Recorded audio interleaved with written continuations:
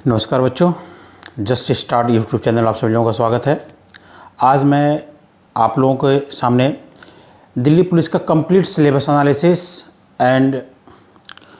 और उसमें कैसे तैयारी करना है, हमारी स्ट्रेटजी क्या होगी और हम किस तरीके से किस सेगमेंट पर कितना फोकस करेंगे, यह सब आपको मैं बताने के लिए उपस्थित हुआ हूँ। सबसे पहले आपके सामने दिल्ली पुलिस का ये सिलेबस पड़ा हुआ है। मैं इसके बारे में आपको सबसे पहले बता दूँ।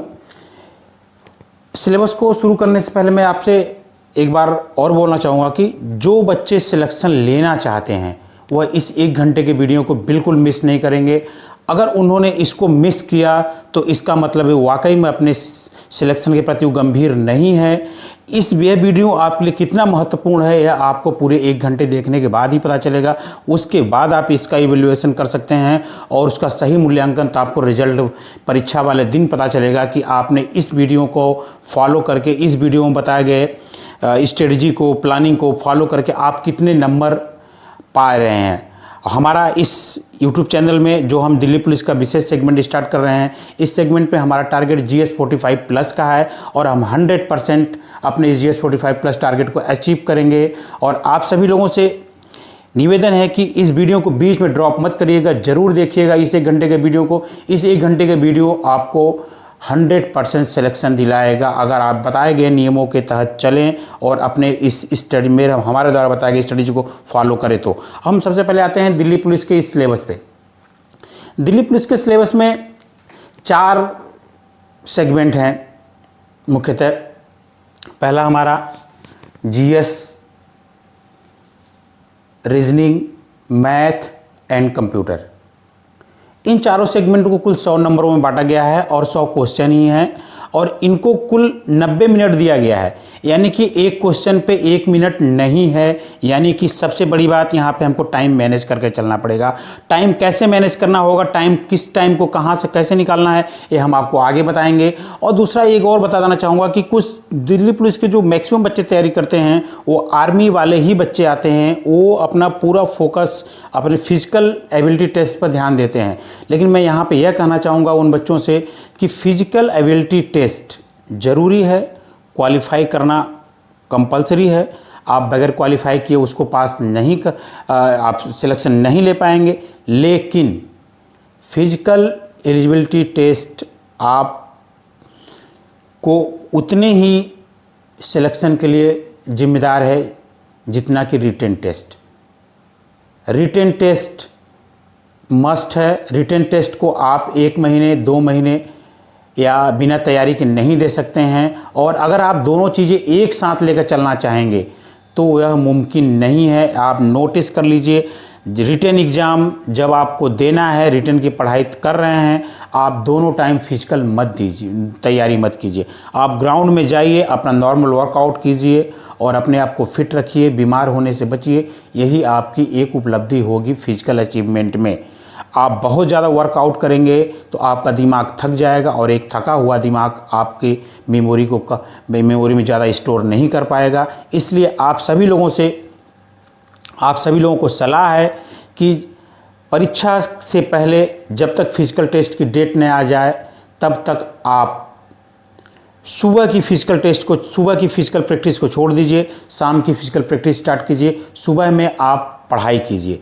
पढ़ाई सुबह में इसलिए कर रहे हैं कि रात भर हमारा दिमाग रेस्ट रहता है, हमारी बॉडी फुल रेस्ट में रहती है। इसलिए सुबह जो हम पढ़ते हैं हमें अच्छे से याद रहता है, एक रेस्ट माइंड में एक अच्छे से जाता है। सुबह का जो भी 3-4-5 घंटे हमने पढ़ लिया, हमें फ्री है, हम दिन भर कुछ भी करें, हमें कोई फ़र्क नहीं पड़ता है। अब हम आते हैं सिलेबस पे। सिलेबस को सबसे पहले हमने मैथ का लिया है। मैथ आएगी आपकी पूरी 15 नंबर की। 15 नंबर की मैथ आएगी। 15 नंबर। इस मैथ में क्वेश्चन हमारे आएंगे संख्या पद्धति के। संख्या पद्धति नंबर सिस्टम, पूर्णांकों के अभिकरण जो कैलकुलेशन होते हैं उसमें दशमलव, भिन्न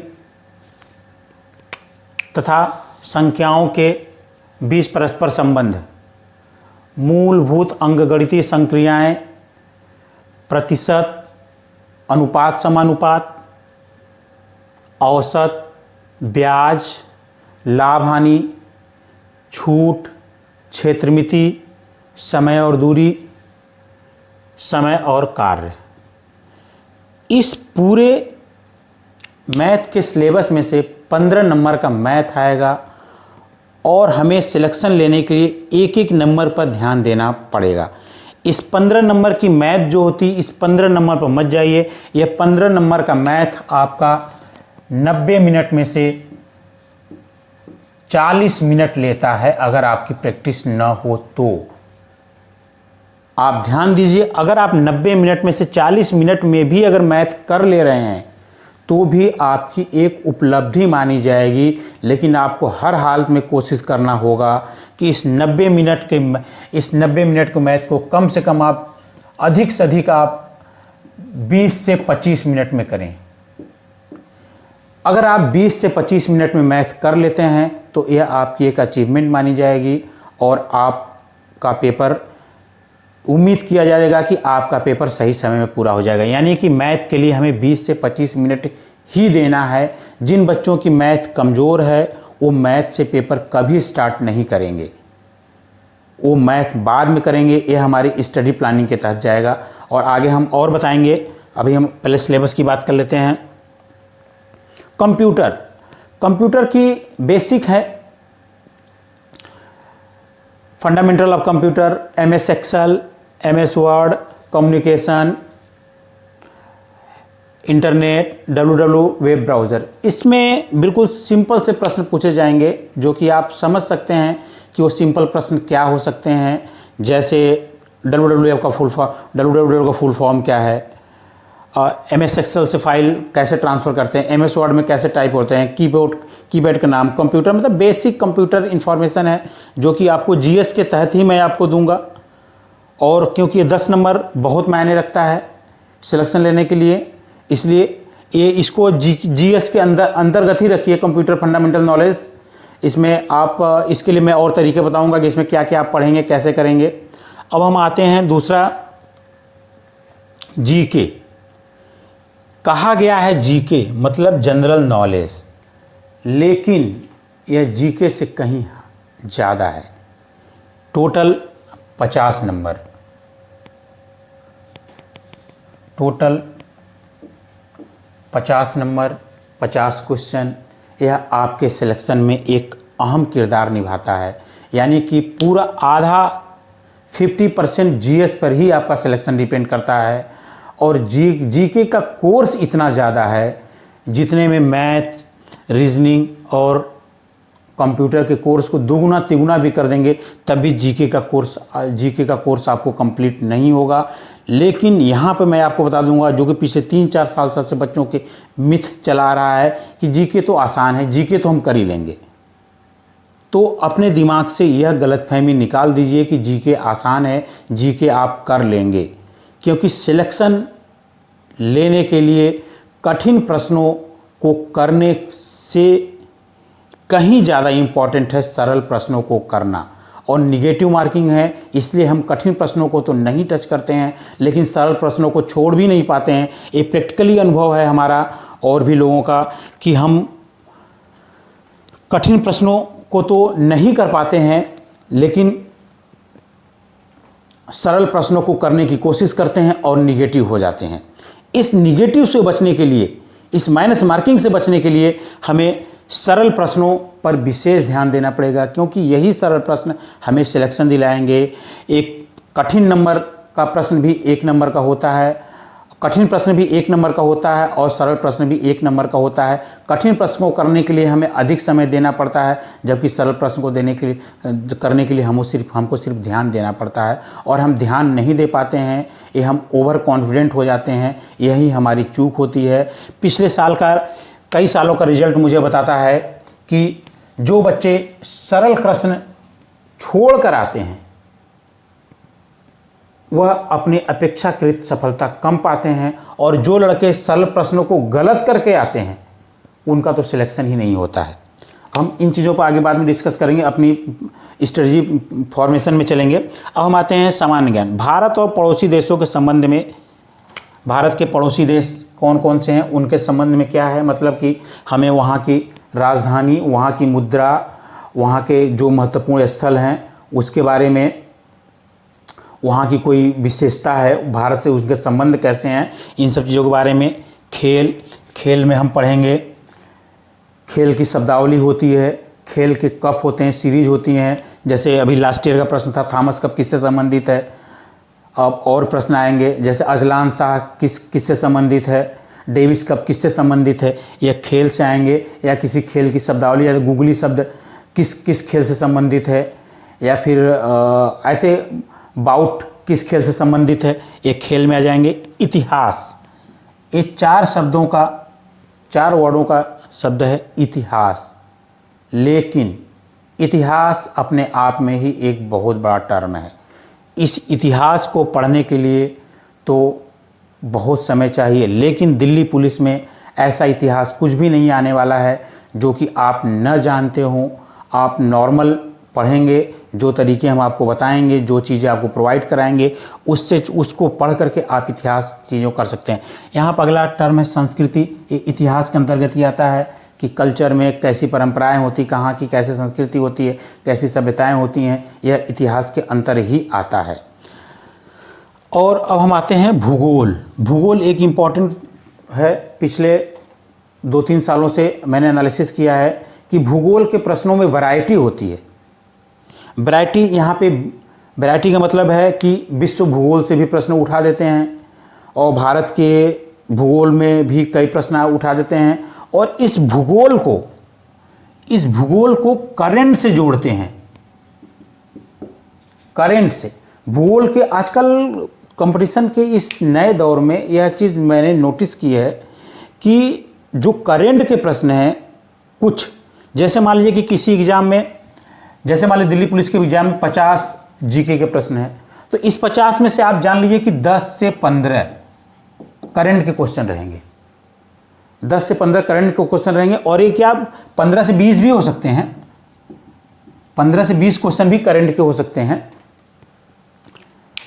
करंट मतलब समसामयिकी क्वेश्चन हो सकते हैं। लेकिन ये अगर 15 से 20 क्वेश्चन समसामयिकी के हो रहे हैं, तो उस समसामयिकी में से 15 से 20 में से कम 8 से 10 क्वेश्चन हमारे इतिहास से, मतलब उस चीज़ के पीछे से रिलेटेड होंगे। ये हम आपको बताएंगे कि कैसे पुराने क्वेश्चनों को, पुराने इतिहास को या पुराने चीज़ों को करंट से कैसे रिलेट कर देते हैं। तत्काल की कोई घटना होती है, उस घटना के संज्ञान को लेते हुए उसको पीछे से रिलेट कर देते हैं, मतलब उस सब्जेक्ट से पीछे रिलेट करते हैं। इसलिए हम यहाँ पर वो होता है, यानी कि 2 in 1 होता है। यानी कि होता है एक क्वेश्चन, लेकिन वो करंट से भी रिलेटेड होता है, अपने मूलभूत विषय से भी रिलेटेड होता है। आजकल के ऐसे क्वेश्चन इतिहास, भूगोल में और आर्थिक परिदृश्य में बहुत ज़्यादा अटेम्प्ट किए जा रहे हैं। भूगोल में तो कम, इकोनॉमिक्स वाले पोर्शन में, आर्थिक परिदृश्य में तो बहुत ही ज़्यादा अटैचमेंट किए जा रहा है इन करंट के पोर्शनों को। क्योंकि अब यहाँ पे जो नॉर्मल, जो यहाँ पे जीके टर्म दिया गया है, यही यहाँ पे फेल हो जाता है। यहाँ पे जीके ना होकर के जीएस होना चाहिए था, जनरल स्टडी। जनरल स्टडी में हम इन चीज़ों को अटैच करते हैं कि कैसे इन चीज़ों को कैसे हमको करना है और क्या करना है। लेकिन जब हम भूगोल की बात करते हैं तो भूगोल का भी कोर्स काफ़ी बड़ा है, और इसी के तहत हम भारतीय भूगोल, विश्व भूगोल, पर्यावरण भी इसमें एक नया भूगोल के अंतर्गत ही आता है। पर्यावरण से भी कई क्वेश्चन पूछते हैं, हम सारे आपको बताएंगे कैसे क्या करना है। लेकिन ये बहुत ही इंपॉर्टेंट चैप्टर है भूगोल। और आर्थिक परिदृश्य तो आप समझ लीजिए कि आर्थिक परिदृश्य इसमें से अगर 3 क्वेश्चन आ रहा है इकोनॉमिक्स से, 3 में से डेफिनेटली समझ लीजिए 2 क्वेश्चन को करंट से रिलेट कर देगा। अब इसको मिटा देते हैं। 3 में से 2 क्वेश्चन को करंट से रिलेट कर देगा, और हम वहीं पर कंफ्यूज हो जाएंगे कि ये करंट का क्वेश्चन है कि इकोनॉमिक्स का क्वेश्चन है।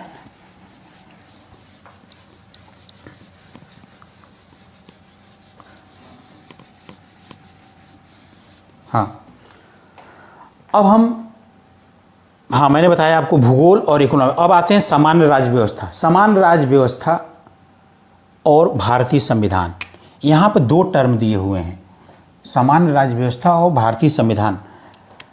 मैं सिलेबस पढ़ रहा था, सिलेबस में एक सिंपल सी भाषा दी हुई थी कि ऐसे प्रश्नों, हाई स्कूल स्तर के प्रश्नों को पूछा जाएगा, यानी कि 10th टेंथ स्टैंडर्ड के प्रश्नों को पूछा जाएगा और इन प्रश्नों को आंसर देने के लिए आपको किसी विशेष अध्ययन की ज़रूरत नहीं है। मतलब ऐसे साफ साफ लिखा जा रहा है कि कोई भी नॉर्मल स्टूडेंट उसको देख करके कंफ्यूज हो जाएगा। उसको बिल्कुल कंफ्यूज में रहिए, वो ऐसा दिया हुआ है, लेकिन इतने टिपिकल प्रश्न आते हैं। सभी प्रश्नों की बात नहीं करूँगा, लेकिन सिलेक्शन लेने के लिए मैं सिलेक्शन की बात कर रहा हूँ। ऐसे टिपिकल प्रश्न आते हैं जो कि हमारे बुद्धि से या हाई स्कूल क्या हो तो ग्रेजुएशन लेवल से भी परे होते हैं, इसलिए उसमें मत जाइएगा। हम आते हैं सामान्य राज्य व्यवस्था। सामान्य राज्य व्यवस्था में आप भारत के जो प्रशासनिक संबंध है, प्रशासनिक स्तर हैं, न्यायालय है, इनसे संबंधित प्रश्न आएंगे, राष्ट्रपति से संबंधित प्रश्न आएंगे, प्रधानमंत्री से संबंधित प्रश्न आएंगे, संसद से संबंधित प्रश्न आएंगे। ये सब समान राज्य व्यवस्था के अंतर्गत आते हैं। समान राज्य व्यवस्था एक इम्पॉर्टेंट है और समान राज्य व्यवस्था से आजकल अगर इन तीनों की बात किया जाए, इतिहास, भूगोल और इकोनॉमिक्स से अगर कंपेयर करके बात किया जाए तो सामान्य व्यवस्था से सबसे मैक्सिमम प्रश्न पूछे जाएंगे। समान राज्य सबसे मैक्सिमम प्रश्न पूछे जाएंगे और पिछले साल भी आप इसको नोटिस कर सकते हैं कि समान राज्य व्यवस्था से प्रश्न सबसे अधिक पूछे जाते हैं। अब आते हैं भारतीय संविधान। भारतीय संविधान से बहुत ज़्यादा प्रश्न बनते हैं, तो 3-4 सेगमेंट है, हम आपको डिस्कस करेंगे।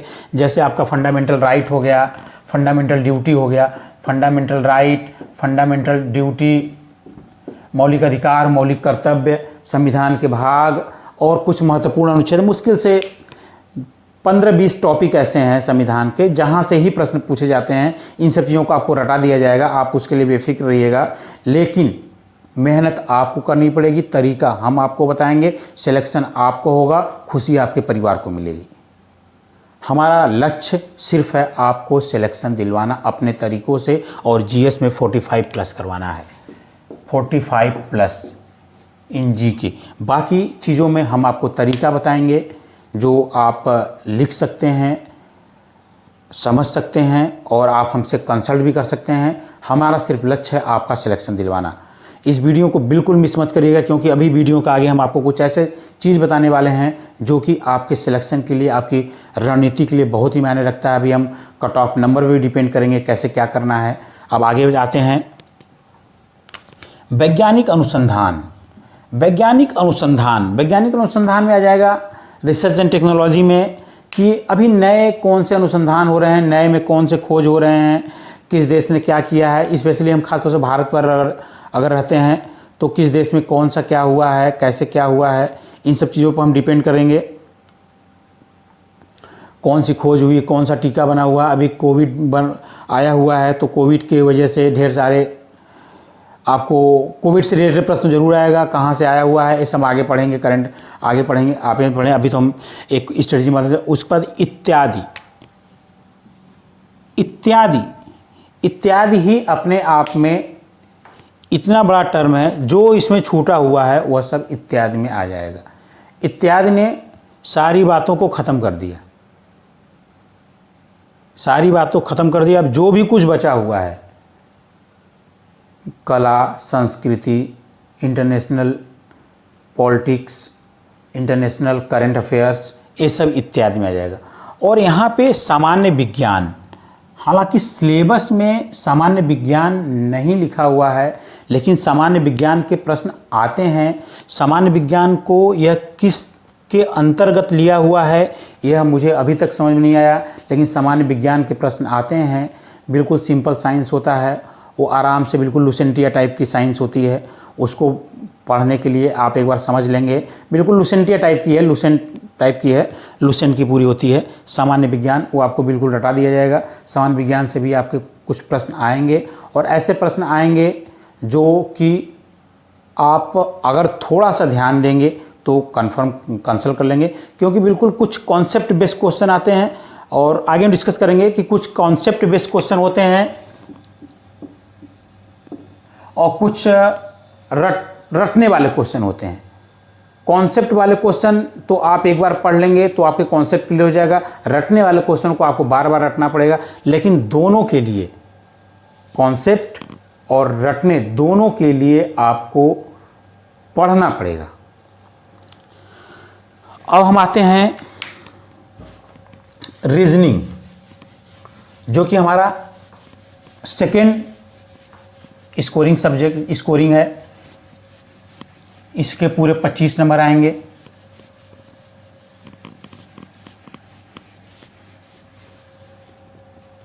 इसके पूरे 25 नंबर आएंगे।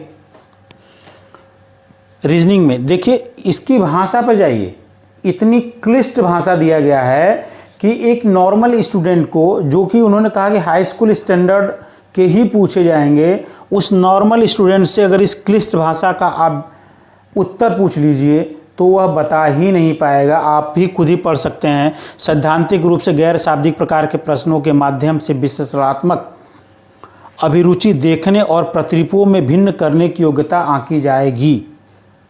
इस घटक में सदृश समानताओं तथा अंतर, स्थानिक कल्पना, स्थानिक अभिविन्यास, दृश्य समिति विभेद, अवलोकित संबंध, अवधारणा। कितनी क्लिष्ट भाषा है। यह सिलेबस एसएससी यूपी पुलिस की जो साइट है उससे डाउनलोड किया गया, उससे लिखा गया है। मैंने वहीं की शब्दशः उतार दिया है कि ये शब्द तो आपको समझ में नहीं आएगा, आप जाकर देखिएगा और खुद ही अवलोकित करिएगा ये है क्या। लेकिन ये कुछ भी नहीं है, ये सिर्फ फिगर प्रॉब्लम है। फिगर प्रॉब्लम आप जानते हैं। देखिए इसमें दिया हुआ है, सैद्धांतिक रूप से गैर शाब्दिक यानी शब्दों का प्रयोग नहीं होगा। गैर शाब्दिक यानी कि सिंबल ही होगा। अगर शब्द नहीं है तो सिंबल ही होंगे। प्रश्नों के माध्यम से विश्लेषणात्मक यानी कि जो फिगर होंगे उसका विश्लेषण हमें करना पड़ेगा, ना उसके डीप में जाना पड़ेगा। अभिरुचि देखने, प्रतिरूपों की भिन्नता, जैसे आप देखेंगे, जैसे इसमें कई प्रकार के प्रश्न होते हैं। एक प्रश्न आकृति दे देता है और यहाँ पे 4 उत्तर आकृति दे देते हैं। ये रीजनिंग में कई टाइप के फिगर प्रॉब्लम्स होती हैं। इस प्रश्न आकृति में कोई सेम चीज़ होगी, उसमें दिखाना पड़ेगा कौन सा मिल रहा है इससे। या ये 4 ऐसे दे देंगे, तीन ऐसे कॉलम दे देंगे और यहाँ पे दे देगा यहाँ पे क्या आएगा, इसके 4 ऑप्शन दे देंगे A B C D, यहाँ पे 4 भरना होगा। या फिर कोई एक बॉक्स दे देगा या कोई सुई दे देगा, यहाँ पे ऐसे हुआ है, यहाँ पे ऐसे हुआ है, फिर यहाँ पे ऐसे हुआ है, तो यहाँ पे क्या होगा। ऐसे ये फिगर प्रॉब्लम है। और ये फिगर प्रॉब्लम बहुत इम्पॉर्टेंट है क्योंकि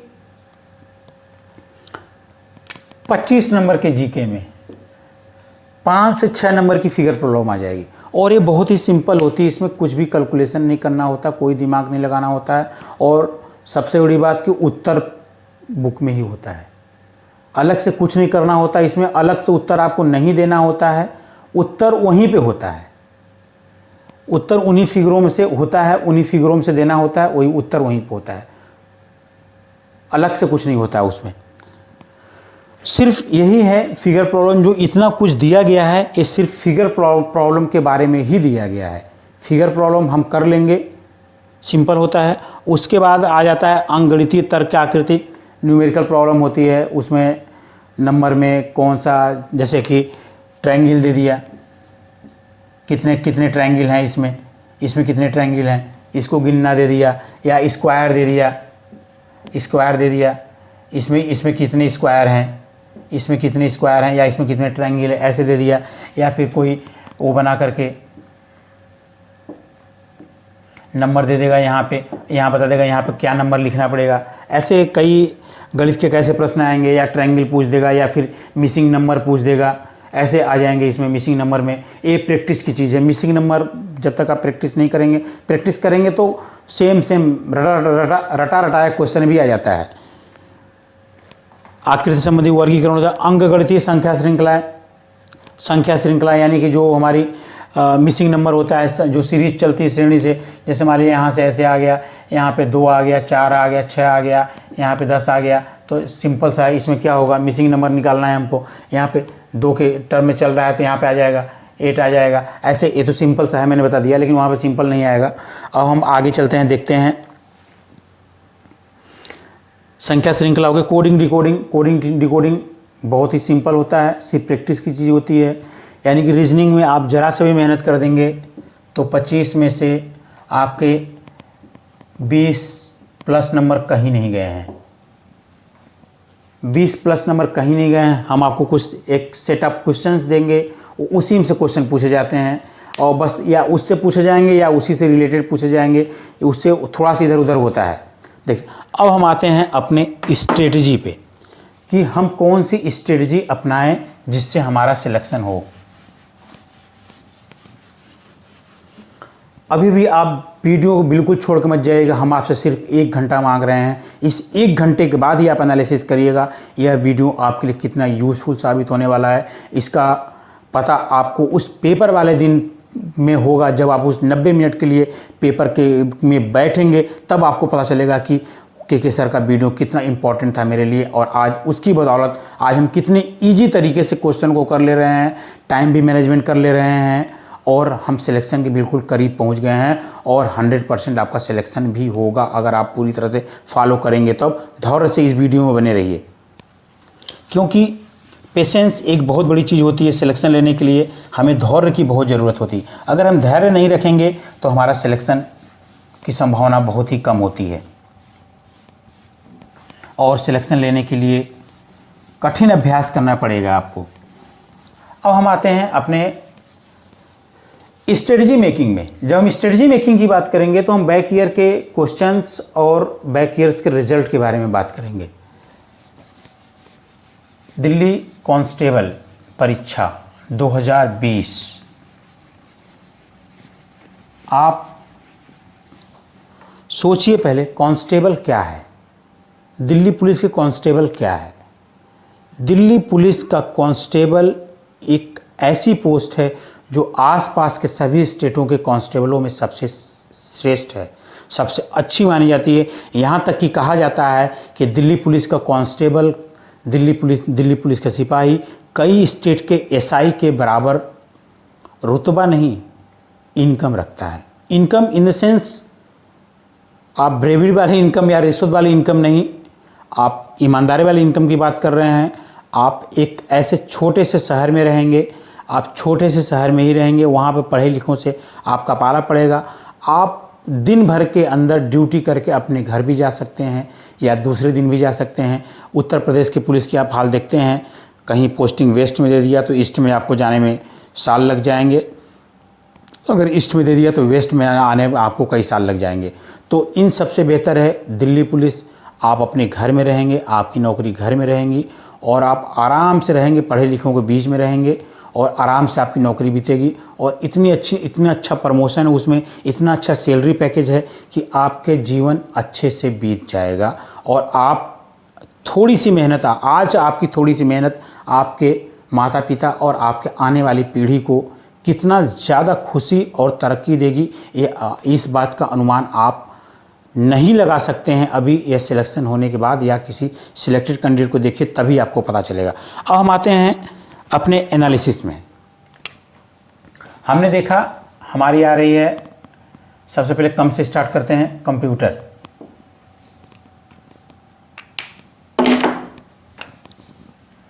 कंप्यूटर हमारा आ रहा है 10 नंबर का। उसके बाद हमारा आ रहा है मैथ। मैथ आ रही है 15 नंबर की। उसके बाद हमारा आ रहा है रीजनिंग। रीजनिंग आ रही है हमारी 25 नंबर की। उसके बाद आ रहा है हमारा GK/GS, ये हमारा आ रहा है 50 नंबर का। टोटल 100। आप याद कर लीजिए, निगेटिव मार्किंग 1/4,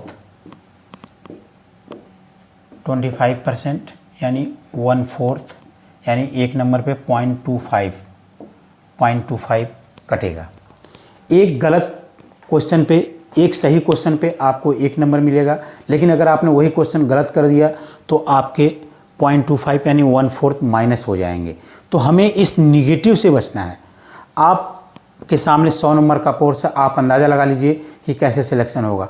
मेरा विगत कई वर्षों का अनुभव है, दिल्ली पुलिस ही नहीं, किसी भी कंपटीशन एग्ज़ाम का जिसमें निगेटिव मार्किंग होती है या स्क्रीन लेवल होता है, किसी की भी मेरिट 70 से कम नहीं होती है, 70% से कम नहीं होती है।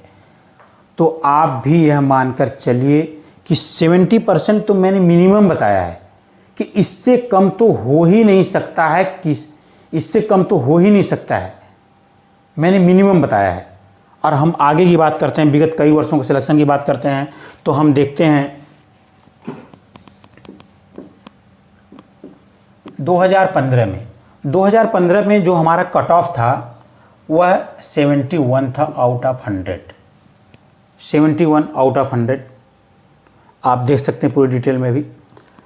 उसके बाद 2016 में शायद परीक्षा नहीं हुई थी, जो भी उसका डेटा मेरे पास अवेलेबल नहीं है और है भी नहीं कहीं पे।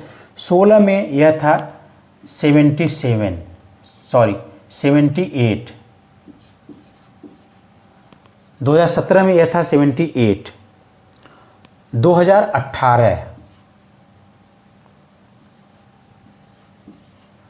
2018 में यह था 77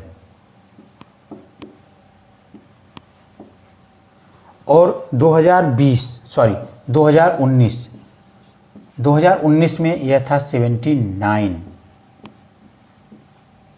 आप अंदाज़ा लगा सकते हैं इस लेवल का और इस बढ़ते हुए कंपटीशन का।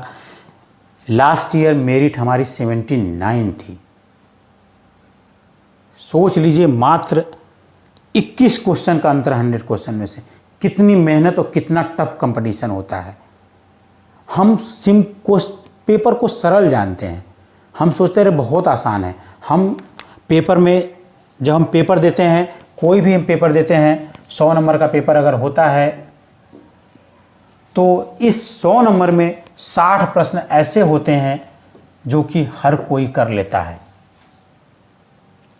इस 60 नंबर के प्रश्न को हर कोई कर लेता है, इस 60 नंबर के प्रश्न को हर कोई कर लेता है। और इस 60 नंबर को जब हम कर कर आते हैं तो हम बोलते हैं पेपर बहुत ही आसान था। लेकिन हमें सिलेक्शन वो 60 नंबर नहीं दिलाएगा।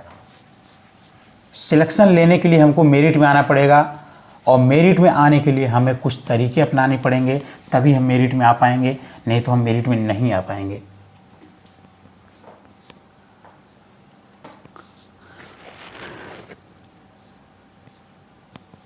कई साल का एनालिसिस, जो 2020 का एक्सपेक्टेड कट ऑफ अंदाज़ा गया है वह 74 से 78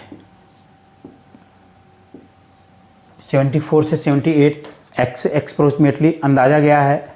और डेफिनेटली इसी से 1-2 नंबर आगे पीछे ही होगा, यही कट ऑफ होगा। आपकी तैयारी इस लेवल पे होगी तो आप कर सकते हैं, तो आप बीट कर सकते हैं, तो आप तैयारी कीजिए, नहीं तो आपको समय बर्बाद करने की कोई ज़रूरत नहीं है।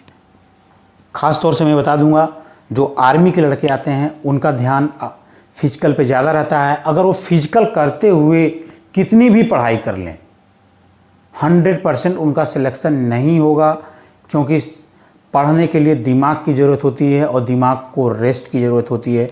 दिमाग जब रेस्ट नहीं लेगा तो उसमें चीज़ें मेमोरी स्टोर नहीं होंगी। 2 टाइप की मेमोरी होती है हमारी, एक परमानेंट मेमोरी होती है, एक टेम्परेरी मेमोरी होती है। जो चीज़ें परमानेंट मेमोरी में चली जाती हैं वो हमें नहीं भूलती हैं, और जो चीज़ें टेम्परेरी मेमोरी में होती हैं उनको पढ़ने के लिए हमको रिवीजन की बार बार आवश्यकता होती है। तो आप सोच लीजिए कि परमानेंट मेमोरी में चीज़ें तभी जाएंगी जब हम आसानी से दिमाग को रेस्ट दे करके, कम फिजिकल करके पढ़ेंगे। मेरा खुद का एक्सपीरियंस है। मेरा था एक पेपर था फिजिकल का और रिटन का भी एग्ज़ाम था। तो उसमें क्या था कि फिजिकल पहले था और रिटन बाद में था। तो फिजिकल में इतना ज़्यादा लीन हो गए और उसके बाद जब हम आकर पढ़ते थे तो दिमाग ही नहीं काम करता था, दिमाग हमेशा ग्राउंड में रहता था।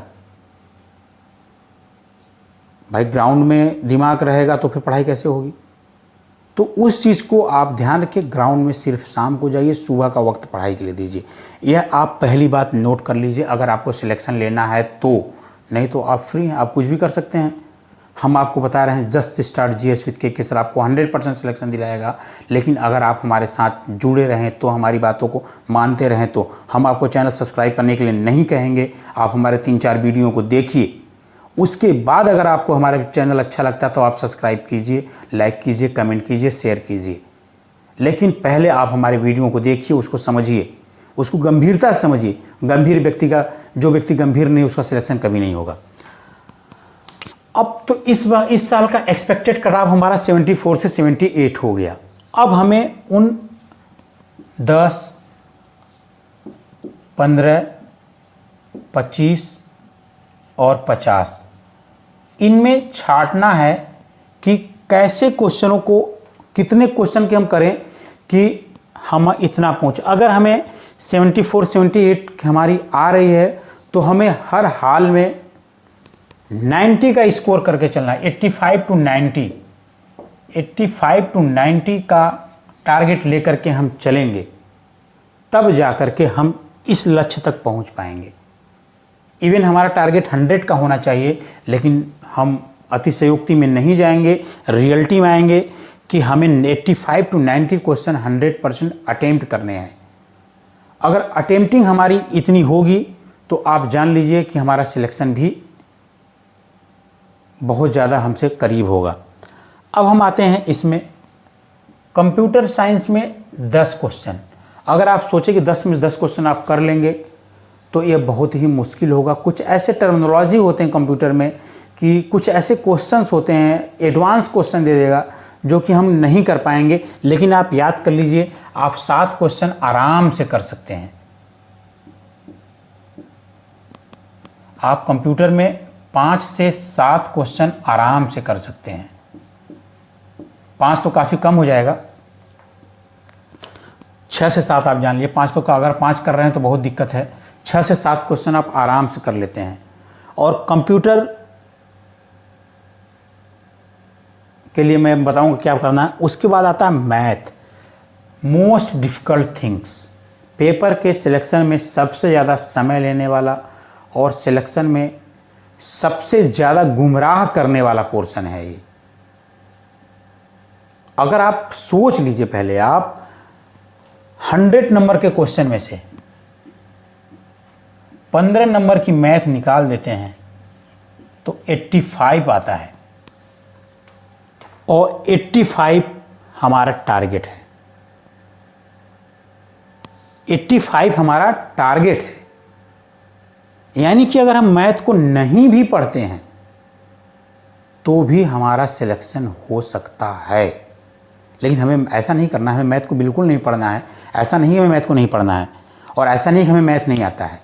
इसके लिए तरीका यह है कि आप मैथ को पढ़िए, लेकिन हम आपको जो टॉपिक बताएंगे, जैसे परसेंटेज हो गया, प्रॉफिट एंड लॉस हो गया, नंबर सिस्टम हो गया, ऐसे टाइम एंड डिस्टेंस हो गया, सिर्फ इन्हीं चैप्टर्स को पढ़िए। बाकी चैप्टर्स को बिल्कुल मत पढ़िए।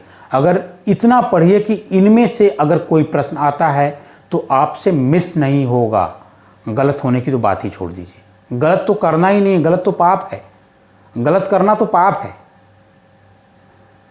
तो इस 15 क्वेश्चन में से आपको ज़्यादा नहीं करना है। ज़्यादा इसलिए नहीं करना है कि ज़्यादा करने के चक्कर में आप समय गंवाएंगे। मैं नहीं कहूँगा, आप बस इतना चलिए, इस 15 में से आपको सिर्फ 8 से 10 क्वेश्चन करने हैं। 8 से 10 क्वेश्चन का ही आप टारगेट रखिए, इससे ज़्यादा का टारगेट मत रखिए। अगर आप 8 से 10 क्वेश्चन का भी टारगेट रखते हैं, अगर 8 से 10 क्वेश्चन का भी टारगेट रखते हैं तो भी ठीक है। वो 8 से 10 के लिए आपको तरीका, क्योंकि वो समय आपको आगे आएगा। अब हम आते हैं रीजनिंग। रीजनिंग आपको 25 में से 23 से 24 करनी है। 23 से 24 रीजनिंग करनी है, और आप कर सकते हैं, क्योंकि मैथ वाला समय आप रीजनिंग में देंगे। मैथ में आपका जो तरीका मैंने बताया है उस तरीके से आपका मैथ में समय कम हो जाएगा, और वो समय आप रीजनिंग में देंगे। रीजनिंग में जब आप समय देंगे तो 25 नंबर की रीजनिंग में 23 से 24 रीजनिंग आपको करनी है, क्योंकि आप मैथ में से समय बचा रहे हैं। रीजनिंग आपको 23 से 24 करनी होगी, और आराम से कर लेंगे, कोई दिक्कत नहीं है। आराम से कर लेंगे 23-24। अगर आप 22 से 23 भी करते हैं तो भी कोई दिक्कत नहीं है। आप 22 से 23 मान लीजिए, चलिए छोड़िए, 22 से 23 रीजनिंग आप कर लेंगे। अब बचा जीके। जीके में हमारा टारगेट है 45 प्लस का। 45 प्लस, वो भी मात्र 20 मिनट में। सिर्फ 20 मिनट में 45 क्वेश्चन आपको कर लेने हैं, आप कर लेंगे, 100% कर लेंगे। जीके में आ रहा है, नहीं आ रहा, नहीं आ रहा है, बात ख़त्म। यही समय में आगे इस जीके में हम 45 प्लस तो हमको करना ही करना है। 45 तो हमारा मिनिमम है, 45 तो हमारा मिनिमम है। और हम आपके हिसाब से चलते हैं, चलिए ठीक है, 42 से 47, 42 से 46 मान लेते हैं, 42 से 46। अब देखिए हम कहाँ तक पहुँचते हैं। ये हमारी अपर लिमिट है, 7 3 10 6 16, 2 1 3 4 3 7 8, 86 इसमें आ जाते हैं हम। लेकिन ये हमारा मैक्सिमम है, ये हमारा मैक्सिमम है। अब हम आते हैं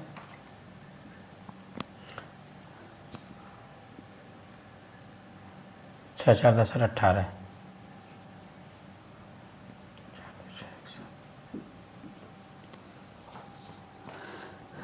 8 2 10, 6 2 8, 18, 4 2 6, 1 7, 78। यानी कि 78 से 86 के अंतर्गत हम आते हैं। और हमारा एक्सपेक्टेड कट ऑफ कितना है, 74 से 78। तो हम यह लक्ष्य लेकर के चलते हैं तो हम 100% सिलेक्शन लेंगे। लेकिन हमें इस मैक्सिमम को लेकर चलना है। हमारा टारगेट 85 से 90 के बीच में होना चाहिए, क्योंकि क्वेश्चन गलत होंगे ही होंगे। आप ये मान लीजिए कि ऐसा कोई बंदा नहीं है जो क्वेश्चन न गलत करके आए। इसलिए हमें टारगेट, और हमें वही क्वेश्चन करने जो हमें 100% आ रहे हैं। वो हम बाद में आपको तरीके बताएंगे कि कौन से प्रश्न आपको करने हैं, कौन से नहीं करने हैं। लेकिन हमें वही प्रश्न, वही क्वेश्चंस करने हैं जो क्वेश्चंस हमें आ रहे हैं। वो जो क्वेश्चंस नहीं करने हैं, जो में हमें डाउट है या कुछ और कन्फ्यूज़न है। अब हम आते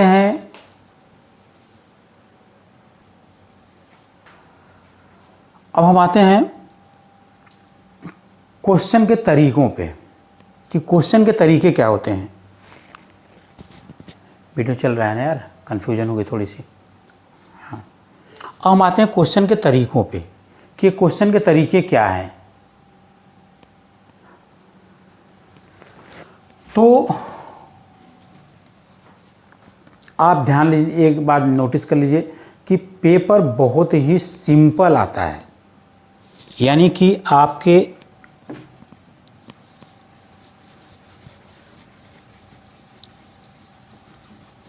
100 नंबर के प्रश्न में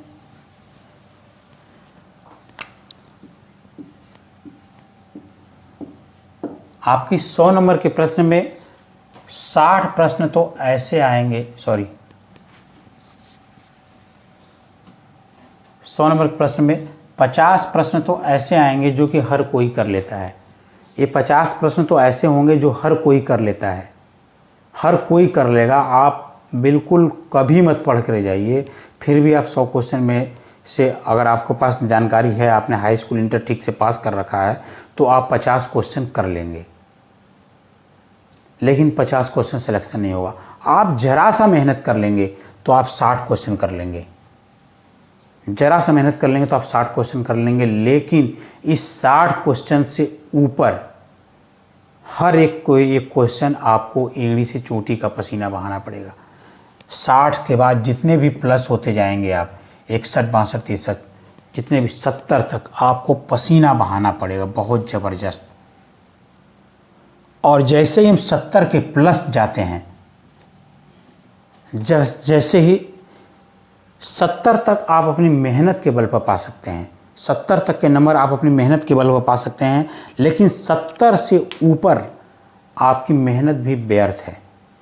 उस मेहनत 70 से ऊपर, हमारा सिलेक्शन 70 से ऊपर ही है, 74 to 78 हमारा सिलेक्शन 70 से ऊपर ही है। 60 तक तो हम, 50 तक तो मेहनत की कोई ज़रूरत नहीं है, नॉर्मल हम पढ़े लिखे हैं, ठीक ठाक हाई स्कूल इंटर हमने ठीक से पास कर रखा है, तो 50 क्वेश्चन पर नंबर हमारे आ जाएंगे, वो भी ज़रूरी ही है। उसके बाद 60 नंबर के लिए हम ज़रा सा मेहनत करेंगे, 60 नंबर हमारे आ जाएंगे। लेकिन 60 से 70 में हमें बहुत ज़्यादा मेहनत करना पड़ेगा, बहुत ज़्यादा मेहनत, इतना मेहनत करना पड़ेगा कि आप सोच नहीं सकते हैं कि कितनी मेहनत करनी पड़ेगी। लेकिन जैसे ही हम 70 के पास जाते हैं, 70 से प्लस जाते हैं, हमें मेहनत के साथ साथ कुछ टेक्निकलिटी, कुछ स्पेशलिटी, कुछ सेलेक्टिव क्वेश्चन को पढ़ने की क्षमता और कुछ इम्पॉर्टेंट टाइप के क्वेश्चनों की क्षमता, गेस करने की क्षमता और नंबर ऑफ प्रैक्टिस सेट, हम कितने प्रैक्टिस सेट को सॉल्व कर रहे हैं, वो चीज़ें 70 से ऊपर हमको नंबर दिलाएंगी। आप 70 नंबर तक बगैर बिना किसी टेक्निकलिटी के, अपनी मेहनत के दम पर, टेक्स्ट बुक के दम पर आप 70 नंबर तक पा सकते हैं। लेकिन 70 नंबर में हमारा सिलेक्शन नहीं होना पा। 2015 में भी सबसे डाउन मेरिट थी, वो भी 71 नंबर थी। उसके बाद 70 के बाद हमें सेलेक्टिव होना पड़ेगा, प्रैक्टिस सेट सॉल्व करना पड़ेगा और ट्रिक पे जाना पड़ेगा, तब जाकर के हमारा सिलेक्शन होगा। तो अब हम बताते हैं हमें पढ़ना कैसे है। अभी तक तो हम ये स्ट्रेटजी बना रहे थे, हमें करना क्या है, क्या नहीं करना है। आप वीडियो को 3, 4 बार, 5 बार, 6 बार, 10 बार देखिए, जब तक न समझ में आए, क्योंकि यह वीडियो आपकी व्यू रचना होगी। जैसे 7वां द्वार अभिमन्यु चक्रव्यूह का तोड़ना नहीं जानता था, अगर वो 7वां द्वार का सुन लिया होता, उसने पूरा व्यू रचना सुन लिया होता, तो 7वां द्वार भी तोड़ सकता था। आप लोग पेशेंस रख के इस वीडियो को देखिए और 100% आप इसको फॉलो कीजिए, देखिए आपका सिलेक्शन हो जाएगा। अब देखिए 70 से प्लस 50 नंबर हमारा बेस नॉलेज चाहिए।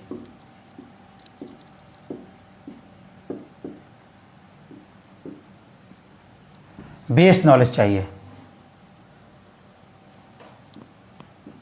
60 number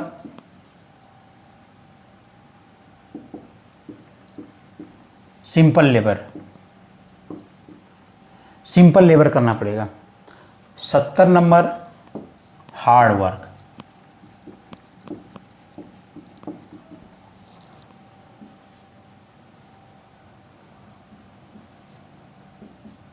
75, 70 + 5 75 tricky approach.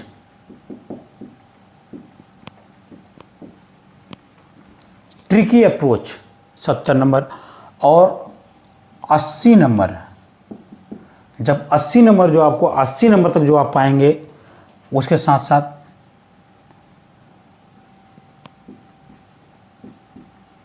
Mental strength, cool mind, practice set,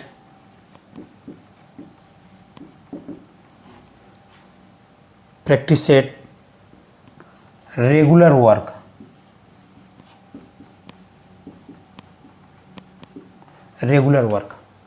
ये आपको दिलाएंगे 80 नंबर। अब सबसे इम्पॉर्टेंट पॉइंट पर आते हैं, बिल्कुल मिस मत करिएगा। सबसे इम्पॉर्टेंट पॉइंट, 1 नंबर यहाँ का भी मायने रखता है और 1 नंबर यहाँ का भी मायने रखता है। जो 80 नंबर का 1 नंबर होगा वो भी 1 नंबर ही होगा, लेकिन जो 50 नंबर का 1 नंबर होगा वो भी 1 नंबर ही होगा। तो एक सिंपल सा क्वेश्चन आप अपने दिमाग से लगाइएगा, सिलेक्शन किस बच्चे का होता है? जो कठिन प्रश्नों को कर लेता है उसका होता है, कि जो कठिन प्रश्नों को तो नहीं कर पाता है लेकिन सरल प्रश्न को 100% कर लेता है उसका होता है, कि उसका जो कठिन प्रश्न तो कर लेता है लेकिन सरल प्रश्न नहीं कर पाता है, किसका सिलेक्शन होता है?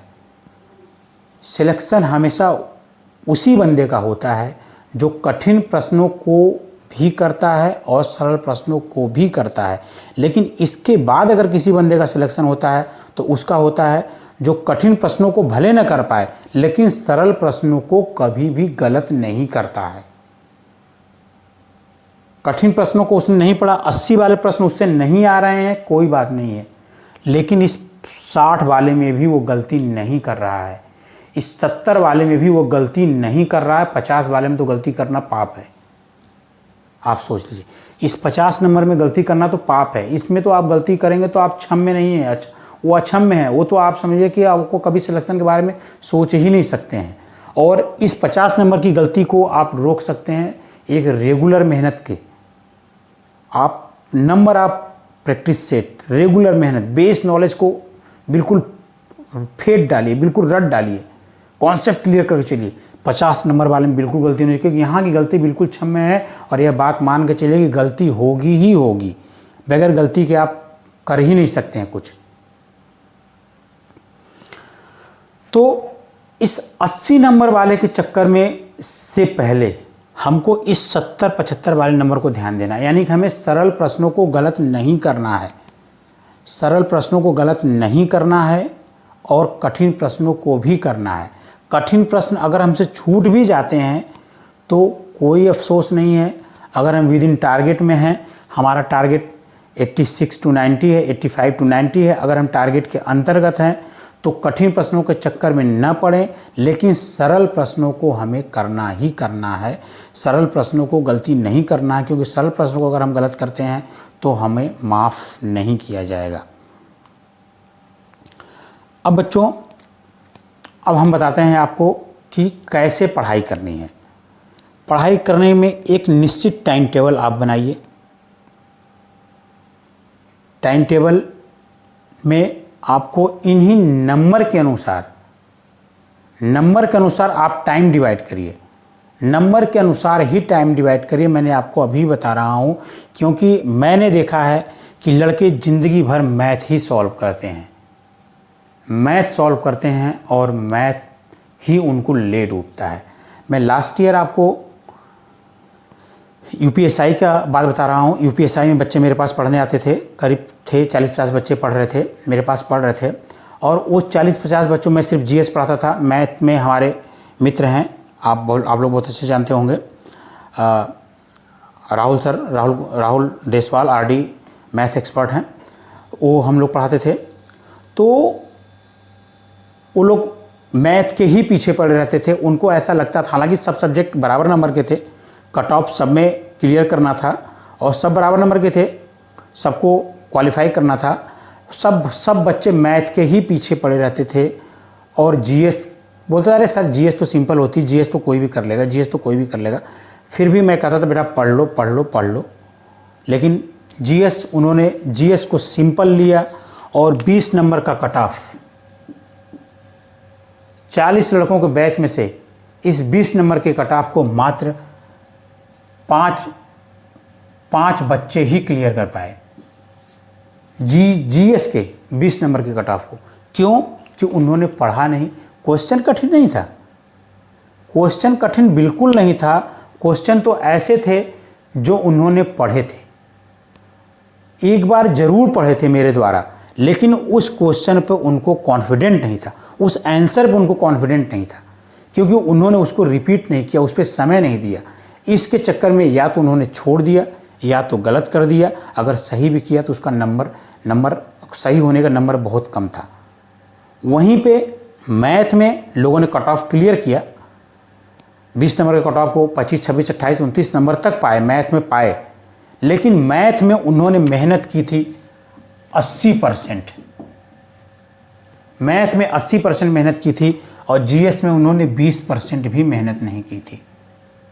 इस 80% मेहनत पे उन्होंने मात्र 30 नंबर पाया और इस 20 नंबर की मेहनत में उन्होंने 19 नंबर पाया और 1 नंबर से फेल हो गए। अगर वो 1 नंबर कट ऑफ क्लियर कर जाते तो शायद वो दरोगा बन जाते। और जो 5 बच्चों ने क्लियर किया था, अभी तो रिजल्ट पेंडिंग में है, रिजल्ट क्लियर नहीं हुआ है, लेकिन वो सिलेक्टेड हुए हैं और उनके सिलेक्शन की संभावना बनी हुई है।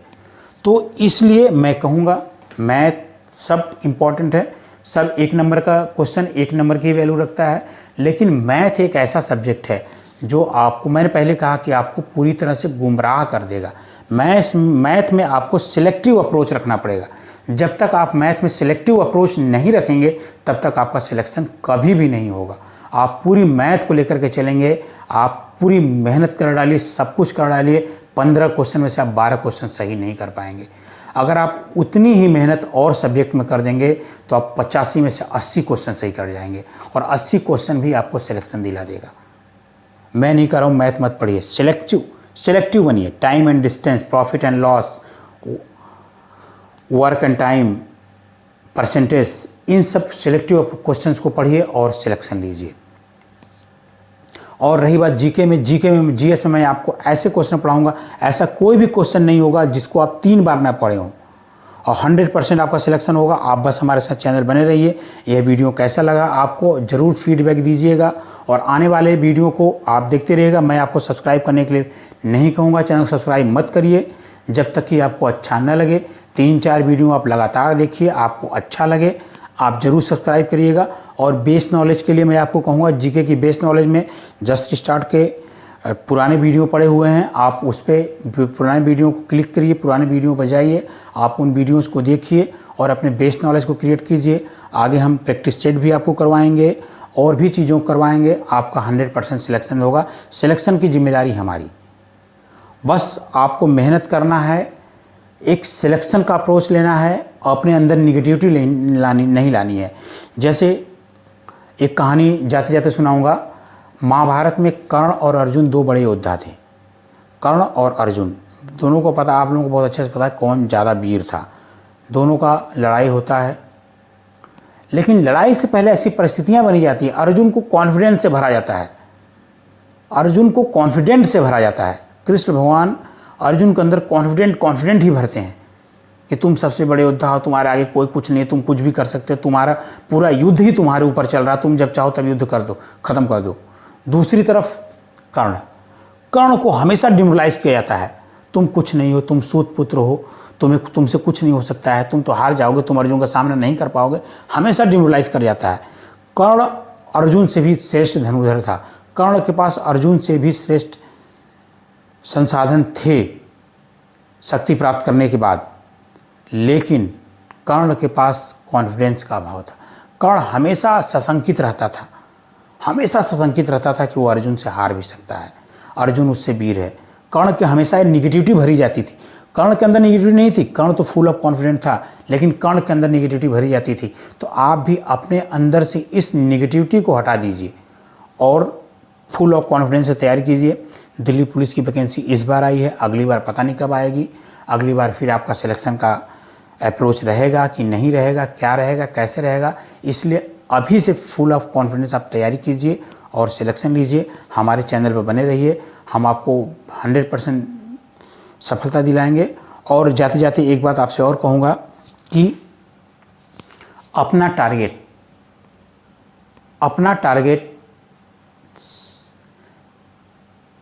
86 to 90 के बीच में ही रखिए, क्योंकि यहाँ से आप 2-4-5 क्वेश्चन गलत करेंगे ही करेंगे। अगर 86 में से अगर आपका टारगेट, अगर आप 86 का टारगेट लेके चलते हैं और अगर आपके 5 क्वेश्चन गलत हो जाते हैं, आपके 5 क्वेश्चन गलत हो जाते हैं तो आप पहुंच आते हैं 81 पे क्वेश्चन चले आते हैं। लेकिन इस 5 क्वेश्चन से आपके निगेटिव मार्किंग भी होते हैं 1.4 नंबर, 1.4 नंबर निगेटिव होते हैं, तो आप चले आते हैं 79.75 पे, 79.75 पे चले आते हैं। यह भी आपका सिलेक्शन का स्कोर है, यह भी आपका सिलेक्शन का स्कोर है। यहाँ से भी आप सिलेक्शन ले सकते हैं और लेंगे भी। इसी तरह से अगर एक बात मान के चलिए, निगेटिव तो होगा ही होगा, निगेटिव को आप नहीं रोक सकते हैं। हाँ, निगेटिव को कम जरूर कर सकते हैं, निगेटिव को कम जरूर कर सकते हैं। जैसे मान लीजिए कि आप 80 प्रश्न कर रहे हैं, 80 क्वेश्चन करने के बाद भी अगर आप 10 क्वेश्चन गलत कर रहे हैं, 10 क्वेश्चन गलत, तो आप सिलेक्शन की उम्मीद मत करिएगा। गलत प्रश्न कब होते हैं, गलत प्रश्न क्यों होते हैं?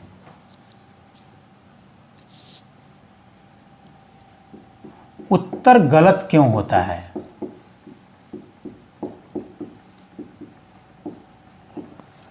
बहुत ही रोचक प्रश्न है। उत्तर गलत क्यों हो सकता है? देखिए, उत्तर तो गलत होगा ही होगा, आप उत्तर को गलत होने से रोक नहीं सकते हैं, लेकिन हाँ, कम जरूर कर सकते हैं। उत्तर को गलत होने से कम जरूर कर सकते हैं।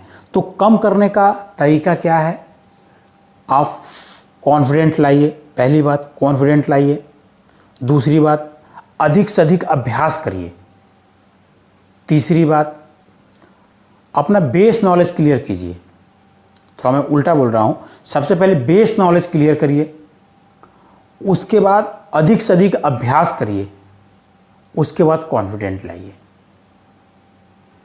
जाते जाते एक बात और कहूँगा कि कुछ बच्चे प्रैक्टिस सेट को सॉल्व करते हैं और वो प्रैक्टिस सेट सॉल्व करना उनको बड़ा मज़ा आता है, उसी वो अपनी पढ़ाई समझते हैं। तो प्रैक्टिस सेट सॉल्व करने का भी एक समय होता है। अगर आप उस समय पर पहुंच रहे हैं, मैंने क्या कहा, अगर आप 70 पर पहुंच रहे हैं, तब तो आपको प्रैक्टिस 65 भी अगर रहते हैं, 65 या 60 भी मान लीजिए, 60 भी तक आप पहुंच जाते हैं, तब उसके बाद तो आपको प्रैक्टिस सेट 65 के आगे प्रैक्टिस सेट तो आपको काम आएगा। लेकिन 65 से अगर आप कम हैं तो आपको प्रैक्टिस सेट विशेष फ़ायदा नहीं देगा और आप अपना लॉस ही करेंगे। प्रैक्टिस सेट को सॉल्व करके आप अपना लॉस ही करेंगे, क्योंकि आपको बेस नॉलेज क्लियर नहीं है। बेस नॉलेज जब क्लियर नहीं है तो आप प्रैक्टिस सेट से क्या क्वेश्चन को रट्टा मारेंगे? रट्टा मारने से कभी सिलेक्शन नहीं होता। रट्टा मारने से आपको 1-2 क्वेश्चन मिल सकते हैं, लेकिन 1-2 क्वेश्चन के बजाय 3-4 क्वेश्चन निगेटिव भी चले जाएंगे। रट्टाफिकेशन है कुछ जगहों पे है, वो हम आपको तरीका बताएंगे कहाँ पे रट्टा मारने से आपका सिलेक्शन होगा और कहाँ पे रट्टा मारने से सिलेक्शन नहीं होगा। तो आप बिल्कुल ध्यान रखिए कि हमें क्वेश्चनों को गलत नहीं करना है। एक बार छोड़ दें कबूल है, लेकिन गलत नहीं करना है।